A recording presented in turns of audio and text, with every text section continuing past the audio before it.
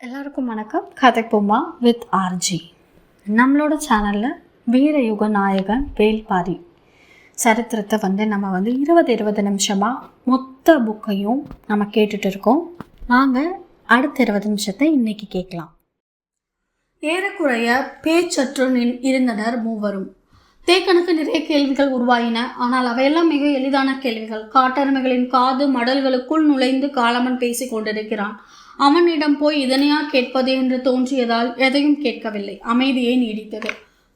அமைதியை குலைத்து சற்றே குரல் உயர்த்தி காலம்பன் சொன்னான், மலை மக்களுக்கு பகை கொள்ள தெரிவதில்லை. ஆனால் பகை வளர்க்காமல் குலம் காக்க முடியாது. காலம்பனின் ஆவேசம் மிகுந்த சொற்களால் தன்னிலைக்கு வந்தான் தேக்கன். இப்பொழுது இதனை சொல்லும் காரணம் என்ன என சிந்தித்தான். காலம்பன் தொடர்ந்தான், எவ்வளவோ வாய்ப்புகள் இருந்தும் நாங்கள் அவர்களை அழிக்காமல் எங்களை காத்து கொள்ளும் போரினை மட்டுமே நடத்தினோம். அதனாலேயே அழிக்கப்பட்டோம். இனியும் நாம் அப்படி இருந்துவிடக்கூடாது. குரலின் ஆவேசம் உச்சத்தில் இருந்தது. என்ன செய்ய வேண்டும் என நினைக்கிறாய் என கேட்டான் பாரி. பச்சைமலையின் 4 திசைகளிலும் 4 காட்டெருமை மந்தைகளை வழிநடத்தும் ஆற்றலை நாம் பெற்றாக வேண்டும். அதற்கு இணையான ஆற்றல் கொண்ட படை இவ்வுலகில் இல்லை. தேக்கன் வியந்து நின்ற போது காலம்பன் சொன்னான், யானை படைகளே ஆனாலும் அவை பழக்கப்படுத்தப்பட்டவைதான். காட்டெருமைகளை பழக்கப்படுத்த முடியாது. அவற்றின் சீற்றம் யானை கூட்டத்தை நடுங்க செய்துவிடும். அதுவும் பழக்கப்படுத்தப்பட்ட யானைகளை விட வலிமை குன்றிய உயிரினம் காட்டில் வேறு எதுவும் இல்லை.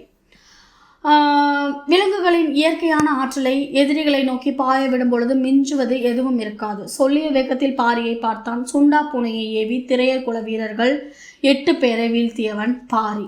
பேச்சு நின்ற கணத்தில் பாரியின் சிந்தனையிலும் சுண்டா பூனையே வந்து சென்றது. காலம்பன் தொடர்ந்தான், நாங்கள் கவனக்குறைவாக இருந்து விட்டோம். பாண்டியர் படை ஒரு அடர்மலை நாளில் எங்கள் குடில்களை சூழ்ந்த பொழுது அனங்கன் ஒருவன் மட்டும் வெளியில் இருந்திருந்தார் கூட போதும்.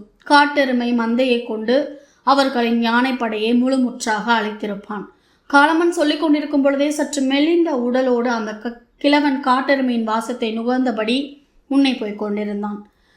வலிமையை விட நுட்பமே ஆற்றல் வாய்ந்தது என்பதை காலம் மீண்டும் மீண்டும் சொல்லித் தருகிறது என்று எண்ணியபடி பின்தொடர்ந்தான் பாரி.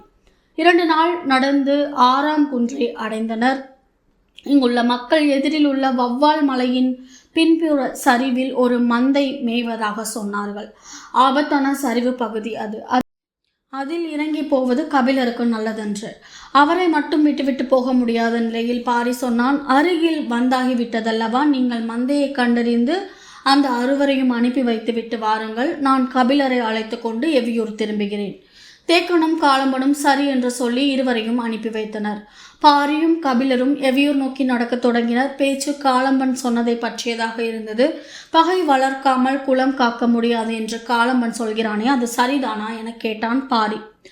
பகை காட்டினில் விளையும் நெருப்பு போல பரவிக்கொண்டும் ஆற்றலை பெருக்கிக் கொண்டும் இருக்கும் என்று கபிலர் சொல்லி முடிக்கும் முன் பாரி சொன்னான், ஆனால் அழித்து கொண்டே இருக்கும். அழித்தல் எல்லா விதத்திலும் தவறானதா என்ன?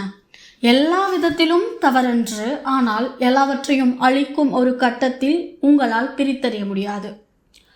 எல்லா விதத்திலும் தவறென்று, ஆனால் எல்லாவற்றையும் அழிக்கும் ஒரு கட்டத்தில் உங்களால் பிரித்தறிய முடியாது. அவனது சொல்லின் ஆழத்தை பற்றி சிந்திக்கும் போதே நிறுத்தாமல் தொடர்ந்தான் பாரி. காட்டெருமையின் காது மடல்களில் உள்நுழைய முடியா ஓசையை கணிக்க முடிந்த திரையர்களால் அடர்மலையின் ஓசையில் யானைப்படை வருவதை கணிக்க முடியாமல் போயிருக்கிறது. கவனம் கொள்ளுதல் தான் முக்கியம், பகை வளர்த்தல் அன்று.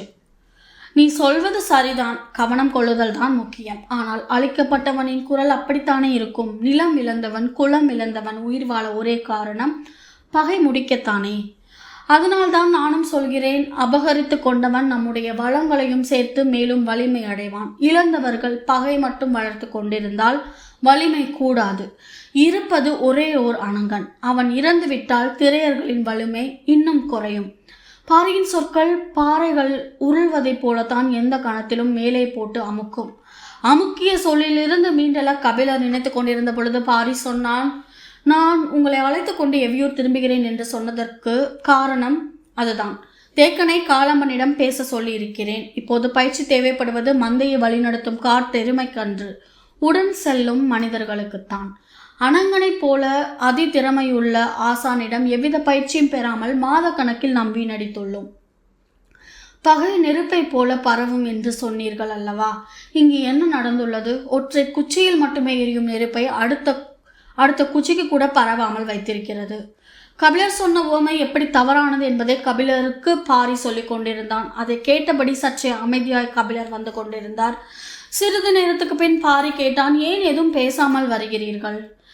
எவ்வியூரிலிருந்து புறப்படும் பொழுது வாரிக்கையன் சொன்னார், கற்றுக்கொண்டான் கபிலன் என்று. இப்பொழுது நீ கல்லாத கபிலனை எவ்வியூருக்கு மீண்டும் அழைத்து செல்கிறாய். மெல்லிய சிரிப்போடு பாரி மறுமொழி சொன்னான், நீண்ட ஒளி குறிப்போடு பேசும் மலை மக்களுக்கு நடுவில் வெட்டி வெட்டி ஒளியை பயன்படுத்துகிறாரே என்று அனங்கனை கண்டறிய முயன்றது நீங்கள் மட்டும்தான். அதை கூட கண்டறிய முடியாதவர்களாகத்தான் நாங்கள் இருந்துள்ளோம். பேசியபடியே குன்றின் உச்சியில் இருந்து இடப்புறமாக இறங்கத் தொடங்கினர். உச்சி பொழுது மலை மடிப்புகளை நின்று பார்க்க தோன்றியது. சிறிது நேரம் குன்றின் உச்சியிலே நின்றார் கபிலர். தென்கிழக்கு திசையை பார்த்தபடி சொன்னார், அந்த 3ஆம் குன்றை கடந்தால் எவ்வியூரை அடையலாம், சரிதானே? இல்லை என்றான் பாரி. எவ்வியூர் இருப்பது இடப்புறத்தில். அப்படி என்றால் நாம் ஏன் தென்கிழக்கு திசையை நோக்கி போய் கொண்டிருக்கிறோம்? இடப்புற காட்டை அல்லவா ஊடறுத்து போக வேண்டும். சரியான திசையில் போவதாக இருந்தால் அப்படித்தான் போக வேண்டும். ஆனால் இக்காட்டுக்குள் பரம மக்கள் யாரும் காலடி எடுத்து வைக்க மாட்டோம். ஏன்? இது ஆழிக்காடு. ஆழியா? கொடூர விலங்கு என்று சொல்வார்களே, அதுவா? ஆம், அது ஈன்ற குட்டியின் முதல் வேட்டையே யானைதான்.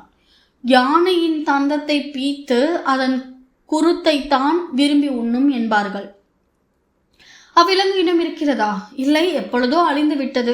சிறிது நேரம் பேச்சின்றி நடந்த கபிலர், அப்படி ஒரு விலங்கு உண்மையா இருந்திருக்கும் என்று நீ நம்புகிறாயா? இருந்திருக்காது என்று நீங்கள் நினைக்கிறீர்களா? நான் அவ்விலங்கை பற்றி நிறைய கேள்விப்பட்டிருக்கிறேன். ஆனால் எதுவும் நம்பும்படியாக இல்லை. மிகைப்படுத்தப்பட்ட கதையாக இருக்கலாம் அல்லவா? மெல்லிய சிரிப்பை வெளிப்படுத்தியபடி பாரி சொன்னான், வெறும் கதைகளை நம்ப நாங்கள் குழந்தைகள் இல்லை. அப்படி என்றால் வேறு எதை வைத்து சொல்கிறாய்? குகை பாறைகளில் முன்னோர்கள் வரைந்த ஓவியம் எதுவும் இருக்கிறதா? இல்லை, அவற்றை விட பெரிய சான்று இருக்கிறது. என்ன? இம்மலைத்தொடர் முழுவதும் எறும்பு கூட்டங்கள் போல அலைந்து திரியும் யானைகள் எதுவும் இன்று வரை ஆழிக்காட்டுக்குள் நுழைவதில்லை. கபிலர் மிரண்டு நின்றார். உயிரினங்களிலே அதிக நினைவாற்றல் கொண்டது யானைதான். ஆம் என்று தலையசைத்தார் கபிலர். அது மட்டுமன்று, யானைகளுக்கு மனிதர் சொல்லும் கதைகள் தெரியாது. பாரியின் சொற்கேட்டு மீள முடியாமல் நின்ற கபிலர் சற்று நேரம் கழித்து கேட்டார், உங்களை பொறுத்தவரை ஆழி இருந்தது வியப்பன்று, அழிந்ததுதான் வியப்பு. இல்லை என்றான் பாரி. எங்களை பொறுத்தவரை ஆழி அழிந்ததில் வியப்பு எதுவுமில்லை. ஏன்? அழிவுகளை மட்டுமே செய்யும் உயிரினம் காட்டில் நிலைத்து வாழ முடியாது. ஏனென்றால் அது இயற்கைக்கு எதிரானது. கபிலர் நிற்கும் இடம் நோக்கி மேலேறினான் பாரி. விதையை நடாதவன் கிளையை ஒடிக்க இயற்கை அனுமதிக்காது. கண்ணுருட்டி பார்த்து கொண்டிருந்த கபிலரின் தோளிலே கையை வைத்து பாரி சொன்னான், இயற்கையை அழிப்பவரை இயற்கை அழிக்கும். பாரி 64. பாரியும் கபிலரும் எவ்வியூருக்கு வந்து சேர்ந்த போது இரவாகிவிட்டது. தொடர்ந்து 4 நாட்கள் நடந்ததால் கபிலரின் கால்கள் துவண்டு போயிருந்தன.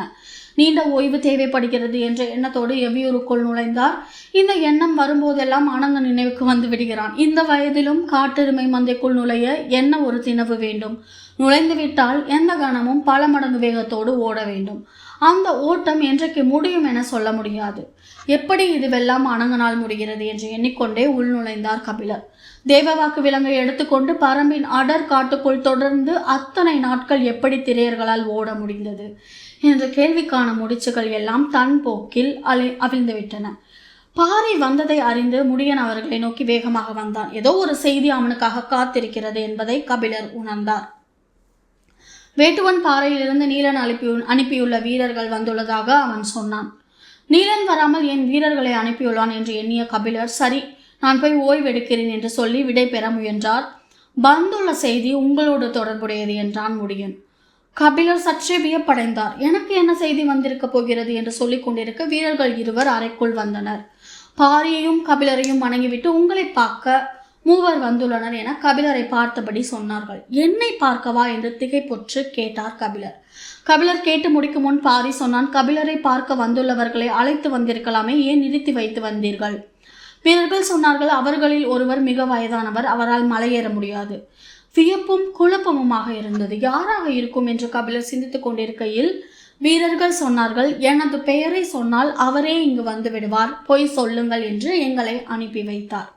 கபிலருக்கு இன்னும் வியப்பு கூடியது. நாம் இங்கு இருப்பதை அறிந்து இவ்வளவு உரிமையோடு வீரர்களை அனுப்பி வைத்தது யார் என எண்ணிக்கொண்டிருக்கையில் வீரன் சொன்னான், அவரின் பெயர் திசைவேலர். பெயர் சொல்லப்பட்ட கணத்தில் கபிலரின் முகத்தில் ஏற்பட்ட வியப்பை பார்த்தபடி கேட்டான் பாரி, யார் இந்த பெரியவர்? அகல திறந்திருந்த கபிலரின் கண்கள் ஒளியை உமிழ்ந்தன. வியப்பை உதிர்க்க முடியாமல் திணறியது முகம். கைகளை உயர்த்தி காட்டி வானியல் பேராசான் என்றார். சொல்லை உதிர்த்த விதத்திலேயே அவரின் பாலுள்ள வாஞ்சையும் மதிப்பும் வெளிப்பட்டன. அதை பார்த்து மகிழ்ந்தபடி பாரி சொன்னான், அவரை சிவிகையில் வைத்து சுமந்து வர சொல்லிவிடலாமா? வேண்டாம் பாரி, அவர் மிக வயதானவர். என் பொருட்டு அவருக்கு சிறு தொந்தரவு கூட வந்துவிடக்கூடாது. நானே போய் பார்த்துவிட்டு வருகிறேன். சரி என்று ஏற்றுக்கொண்ட பாரி, தொடர்ந்து 4 நாட்கள் நடந்திருக்கிறீர்கள். மிகவும் களைப்பாக இருக்கும். ஒரு நாள் ஓய்வெடுத்துவிட்டு பிறகு புறப்படுங்கள். வந்துள்ளது பேர் ஆசான். எனது மனம் எப்படி ஓய்வெடுக்கும் பாரி? தாயை தேடும் கன்று எத்தனை மலைகளை கடந்தாலும் துவண்டு விடவா செய்யும்? அவரது உணர்ச்சிக்குள் இருக்கும் உண்மையை பாரியால் உணர முடிந்தது. தேக்கன் இருந்தால் உடன் அனுப்பி வைக்கலாம். அவனோ காலமனோடு இருக்கிறான் என்று சிந்தித்தபடியே உதிரனையே அழைத்து கொண்டு போக சொன்னான்.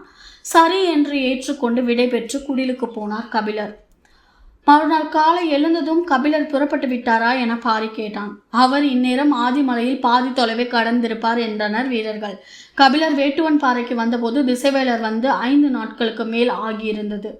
அவரை காணும் பொழுதை கனவு போல சுமந்து வந்தார் கபிலர். எத்தனை ஆண்டுகள் ஆகிவிட்டன. விரிவடங்கா வனத்தின் விந்தைகளை பேசி முடியாத நாட்கள் தான் எத்தனை எத்தனை எத்தனை காலம் கரைகிறதா நகர்கிறதா என முடிவராத பேச்சுக்களை எண்ணியபடி திசைவேலர் இருந்த குடில் அருகே வந்தார் கபிலர். முதன்முறையாக கபிலர் வேட்டுவன் பாறைக்கு வந்த அன்று அவரை தங்க வைத்திருந்த குடில் அது. விரிந்து நீண்ட திரளி மரத்தாலான பலகையில் உட்கார்ந்திருந்தார் திசைவேலர். கபிலர் வருவது தொலைவிலேயே தெரிந்தது. அங்கு இருந்தவர்கள் எழுந்து அவரை வரவேற்றனர். அளவு கடந்த மகிழ்வோடு வந்த கபிலர் திசைவேலரை வணங்கி மகிழ்ந்தார். பெரும் கவியை ஆற தழுவி கொண்டார் திசைவேலர். கண்களில் கசிந்தது பேரன்பு. கபிலர் வந்தது அறிந்து வேட்டூர் பழையனும் நீலனும் குடிலுக்கு வந்தனர். வந்து 5 நாட்களாகிவிட்டதால் இவர்கள் அனைவரையும் திசைவேலர் அறிவார். ஆனாலும் பெயர் சொல்லி புகழ்ந்தார் கபிலர். நீலனை மகன் போல் என சொல்லி அறிமுகப்படுத்தினார். பேசிக் கொண்டிருக்கும் போது பெண் ஒருத்தி சிறு கூடையில் நாவல் பழம் கொண்டு வந்து வைத்தால் யார் என பார்த்தார் கபிலர். தனக்கு மகர வாழையில் கார துவையல் கொடுத்தவள். கபிலரை வணங்கியபடி அதே சிரிப்போடு அந்த இடம் விட்டு நகர்ந்தாள். இப்போது கை குழந்தையோடு இருந்தாள். திசைவேலர் கூடையில் வைக்கப்பட்ட நாவல் ஒன்றை உண்பதற்காக எடுத்தார். அதை கவனித்த கபிலர், வேண்டாம், அதை வைத்து விடுங்கள் என சொல்லி இன்னொரு பழத்தை எடுத்து அவருக்கு கொடுத்தார். உண்பதற்கேற்ப கனிந்துதான் இருக்கிறது, இதை ஏன் வேண்டாம் என்கிறீர் என்றார் திசைவேலர். கபிலர் சொன்னார், அது குழி நாவல், கார்ப்பு சுவை அதிகமாக இருக்கும். அதன் பிறகு எந்த நாவலை தின்றாலும் கார்ப்பு சுவை போகாது. எனவே அதை எடுத்தவுடன் உண்ணக்கூடாது. இதோ சிறு நாவல், இதிலிருந்து தொடங்கலாம், இதற்கடுத்து உண்ண வேண்டியது என்று சொல்லி கூடையை கிளறியபடியே சற்றே பெருத்த வெண்ணாவலை எடுத்தார். திசைவேலர் வியப்போடு பார்த்தார். கபிலர் ஒவ்வொரு நாவலாக எடுத்து திசைவேலருக்கு கொடுத்து கொண்டே அதன் பெயர், தன்மை, சுவை, நுட்பம் என பழத்தின் சிறப்புகளை கூறி மகிழ்ந்தார். கூடையில் இருந்த அனைத்து பழங்களை பற்றியும் அவரால் விளக்க முடிந்தது. அருகில் இருந்த வேட்டூர் பழையனும் நீலனும் வியப்பேறிய விழிகளோடு பார்த்து கொண்டிருந்தனர். பழத்தை உண்டபடி நீண்ட நேரம் பேசிக் கொண்டிருந்தனர். சிறிது நேரம் நடந்து கொண்டே பேசுவோம் என சொல்லி புறப்பட்டனர். வலக்கையை ஊன்றுகோலில் அழுத்தி இடக்கையை தோதாக பிடித்து அழுத்தி எழுந்தார் திசைவேலர். வலது காலை மடக்கி நீட்ட முடியாத நிலையை பற்றி பேசியபடியே இருவரும் சிறிது தொலைவு நடந்தனர். அவர்கள் தனியாக பேச விரும்புவது அனைவருக்கும் புரிந்தது. எனவே மற்றவர்கள் குடிலேயே இருந்தனர். கோல் ஊன்றி நடந்தபடியே திசைவேலர் கேட்டார், பரம்பில் வாழ்வனுபவம் எப்படி இருக்கிறது? இதுதான் வாழ்வு என தோன்றுகிறது. முதல் சொல்லே முழுமை கொண்டிருந்தது. சற்றே திகைப்புட்டார் திசைவேலர். கபிலர் உச்சரிக்கும் சொற்களின் வலிமையை நன்கு உணர்ந்தவர் அவர். கபிலர் தொடர்ந்தார், இயற்கை பற்றிய மனித பேரறிவு இங்குதான் சேமிக்கப்பட்டிருக்கிறது. வாழ்நாள் முழுவதும் நான் கற்றுக்கொண்டவற்றை வந்த முதல் நாளே என்னை எடை போட்டு பார்க்க வைத்தவர்கள் பரம்பு மக்கள். கபிலர் உணர்ச்சி மேலிட்டவராக இருக்கிறார் என திசைவேலருக்கு தோன்றியது. எண்ணற்ற செடி கொடிகளுக்கும் எண்ணிலடங்காத பூக்களுக்கும் இவர்கள் பெயரிட்டு அடையாளப்படுத்தியுள்ளனர். இத்தனை வகையான பூக்களையும் அதன் பெயர்களையும் நாம் எங்கேயும் காண முடியாது என்று சொன்ன கபிலர் மிக மகிழ்வோடு சொன்னார், கடந்த வாரம் நாங்கள் அடர் காட்டுக்குள் மிக முக்கியமான வேலைக்காக சென்று கொண்டிருந்தோம். அப்போது என்னுடன் வந்த பாரி ஒரு இடத்தில் அப்படியே நின்றான். என்ன காரணம் என புரியாமல் உடன் வந்த அனைவரும் நின்றோம். பாரி எதை கவனிக்கிறான் என்பதை அனைவரும் கண்களும் உற்று நோக்கின. பாறையின் மீது வேர் போல தேன் நிறத்தில் படர்ந்து கிடந்த சிறு கொடியில் மலர்ந்திருந்தது பூ. அதன் இதழ்கள் காற்றடிக்கும் போது சாய்ந்து எரியும் சுடர் போல இருந்தது. அதை பார்த்தபடி பாரி சொன்னான், இந்த வகை பூவை இதுவரை நான் பார்த்ததில்லை. ஆம், இது புது வகையான செடியாக இருக்கிறது என்றனர் மற்றவர்கள். உற்று பார்த்து கொண்டிருந்த பாரி, இந்த பூவுக்கு நீங்களே ஒரு பெயர் சூட்டுங்கள் என்றான். பூவுக்கு எப்படி பெயர் சூட்டுவது? நிறம் கொண்டா, மனம் கொண்டா, அதன் தனி சிறப்பு அறிந்தா என்று எண்ணங்கள் ஓடியபடியே இருந்தன. கபிலர் உற்சாகத்தோடு பேசுவதை கேட்டபடி நடந்து கொண்டிருந்த திசைவேலர், என்னதான் பெயர் சூட்டினீர் என்றார். அந்த பூவை பார்த்த கணமே பாரியின் எண்ணத்தில் பெயர் தோன்றியிருக்கும். அந்த பெயர் பூவின் வேரிலிருந்து விளைந்ததாக இருக்கும். அதே போன்ற தோற்றம் கொண்ட பூக்களுக்கு என்ன பெயர் உள்ளது என அனைத்தையும் ஒப்பிட்டு பெயரை சிந்தித்திருப்பான் பாரி. எனவே நான் உடனடியாக ஒரு பெயரை சொல்லிவிட முடியாது அல்லவா? சிந்தித்து சொல்கிறேன் என்று கூறியுள்ளேன் என்றார். நீங்கள் பெயர் வைக்கும் வரை அந்த பெயரற்ற பூ அது பெயரற்ற பூதானா? திசைவேலரின் சொல்லுக்குள் சற்றே எள்ளல் இருப்பது போல் கபிலருக்கு தோன்றியது. திசைவேலர் தொடர்ந்தார், அந்த செடி வேறு இடத்திலும் இருக்கும் அல்லவா? அங்கு அதற்கு பெயர் சூட்டப்பட்டிருக்கலாம் அல்லவா? இருக்கலாம், வேறு எங்கேயாவது அந்த செடி இருக்கலாம், அதற்கு மனிதர்கள் பெயரிட்டிருக்கலாம் என்றார் கபிலர். தலையை நிமிர்த்தாமலேயே மெல்லிய குரலில் திசைவேலர் கேட்டார், அப்படியென்றால் அறியாதவர்களுக்கு நடுவில் இருப்பதை அறிவென்று ஏற்க முடியுமா? திசைவேலர் சொல் அதிர்ச்சியை கொடுத்தது. அறியாதவர்கள் என்று பரம மக்களையா சொல்கிறார்? நம்ப முடியாமல் கேட்டார். எப்படி இப்படி ஒரு சொல்லை சொன்னீர்கள்? நீங்கள் ஒன்றை அறிய நினைக்கும் போது உங்களின் அறியாமையை மற்றவர்கள் அறிந்து கொள்ளுதல் இயற்கைதானே. திசைவேலரின் சொல் கேட்டு திகைத்து நின்றார் கபிலர். அவருக்குள் இந்த சொல் உருத்திரண்டு வர பூ மட்டும் காரணமல்ல என்பது புரிய தொடங்கியது. திசைவேலர் சொன்னார், இயற்கை பற்றிய மனித பேரறிவு இங்குதான் சேமிக்கப்பட்டிருப்பதாக சொன்னீர்களே, அது சரிதானா? பதற்றம் உடலெங்கும் பரவியதை உணர முடிந்தது. பரம்பே தனது உடலாக மாறிவிட்டதைப் போல இருந்தது. அதன் மீது சொல் கொண்டு எறிவதை கூட உடல் ஏற்க மறுக்கிறது. ஆனாலும் தன்னை நிதானப்படுத்தியபடி கபிலர் கேட்டார், சரியில்லை என்று எப்படி தோன்றியது உங்களுக்கு? தனது உள்ளங்கையில் இருக்கும் ஒன்றின் ஆற்றலையே மதிப்பிட முடியாதவர்களாக இவர்கள் இருப்பதால். எதை சொல்கிறீர்கள்? தேவாங்க விலங்கை சொல்கிறேன். புது பெயராக இருக்கிறதே என நினைத்த கபிலர் தேவ வாக்கு விலங்கை தான் அவர் அப்படி சொல்கிறார் என புரிந்து கொண்டார். அதன் ஆற்றலை பரம்பு மக்கள் புரிந்து கொள்ளவில்லை என்றா சொல்கிறீர்கள்? ஆம், அதன் ஆற்றலை இப்போது வரை பாரியும் பரம்பு மக்களும் புரிந்து கொள்ளவில்லை. கபிலருக்கு விடை தெரியாமல் உருண்டு கொண்டிருந்த கேள்வி இப்போது திசைவேலரின் சொல் முனையில் வந்து நின்றது. புருவம் உயர்த்தியபடி திசைவேலரை பார்த்து, என்ன அதன் ஆற்றல்? அது கடலை வெல்லும் ஆற்றல் கொண்ட உயிரினம். கபிலர் அதிர்ந்து நின்றார். அவரின் முக குறிப்பு அறிந்து திசைவேலர் தேவாங்கின் சிறப்பை பற்றி பேசத் தொடங்கினார். எப்போது உட்கார்ந்தாலும் வடதிசை நோக்கியே உட்காரும் அதன் ஆற்றலை மெய் சிலிர்த்தபடி விளக்கினார். பொதிகை மலையில் இதை போன்ற உடல் அமைப்பை கொண்ட விலங்கு உண்டு, ஆனால் அதற்கு இத்தகைய ஆற்றல் இல்லை. இது ஒரு மரத்து விலங்கு. நீண்ட நெடுங்காலம் குறிப்பிட்டதொரு மரத்திலேயே வாழக்கூடியதால் குறிப்பிட்ட திசை நோக்கி உட்காரும் இயற்கையின் அதிசிறந்த ஆற்றலை பெற்றுள்ளது என்றார். கபிலர் மெய் மறந்து கேட்டார், இந்த விலங்குக்காக பாண்டியன் ஏன் இவ்வளவு முயன்றான் என்ற விடையின்றி தத்தளித்த கேள்விக்கு விடை தெரிந்தது. நூற்றாண்டுகளாக தொடரும் யவன வணிகத்துக்கு இது போன்ற ஒரு விலங்கு எவ்வளவு முக்கியமான பங்காற்றும் என்பதை கபிலரால் எளிதில் விளங்கிக் கொள்ள முடிந்தது. பாண்டியனின் பெரும் முயற்சிக்கு பின் இருந்த உண்மை வெளிவந்தது. நடையை நிறுத்தி அருகில் இருந்த சிறு பாறையில் சாய்ந்து நின்றார் கபிலர். கோல் ஊன்றியபடி நின்று கொண்டிருந்த திசைவேலர் சொன்னார், கடலையும் வானையும் இணைக்கும் பேராற்றல் கொண்ட உயிரினமாக இது இருக்கிறது. இதை பெற வேறு வழியே இன்றிதான் திரையர்களை அனுப்பி வைத்தார் குலசேகர பாண்டியன். நீங்கள் பரம்பில் இருப்பது அப்போது தெரிந்திருந்தால் உங்கள் மூலமே முயன்றிருப்பார் பேரரசர். கபிலர் அசைவின்றி உட்கார்ந்திருந்தார். குலசேகர பாண்டியனின் முயற்சி தொடர்வதை அவரால் உணர முடிந்தது. திசைவேலர் சொன்னார், அந்த அரிய உயிரினத்தால் பரம்புக்கு எந்த நன்மையும் கிட்டப்போவதில்லை. அதன் ஆற்றல் வெளிப்பட போவது கடலில்தான். எனவே அதை கொடுத்து உதவ பாரிக்கு நீங்கள் அறிவுறுத்த வேண்டும். கபிலரின் அமைதி நீடித்தது. சிறிது நேரத்துக்கு பிறகு திசைவேலர் கேட்டார், ஏன் பேச்சின்றி நிற்கிறீர்? பாரி எப்போதும் வியப்புக்குரிய தோழன்தான், ஆனால் இப்போது அந்த வியப்பு மேலும் அதிகரிக்கிறது. கபிலரின் சொல்லுக்கு பொருள் புரியவில்லை. கண்களை உருட்டியபடி பார்த்தார் திசைவேலர். கபிலர் சொன்னார், தேவவாக்கு விலங்கை இவ்வளவு முயன்று எடுத்து செல்ல வேண்டிய தேவை என்ன என்று பலமுறை நான் கேள்வி எழுப்பியுள்ளேன். ஆனால் இந்த கேள்விக்கு விடையறிய பாரி ஒருபோதும் முயன்றதே இல்லை. எனக்கு அது பெரு வியப்பை கொடுத்தது. வற்புறுத்தி காரணம் கேட்டால் சொல்வான், வேந்தர்கள் எதை செய்தாலும் அது அவர்களின் அதிகார நலனுக்கானது, மனிதருக்கும் இயற்கைக்கும் எதிரானது, அதில் கூடுதலாக சிந்திக்க என்ன இருக்கிறது என்று.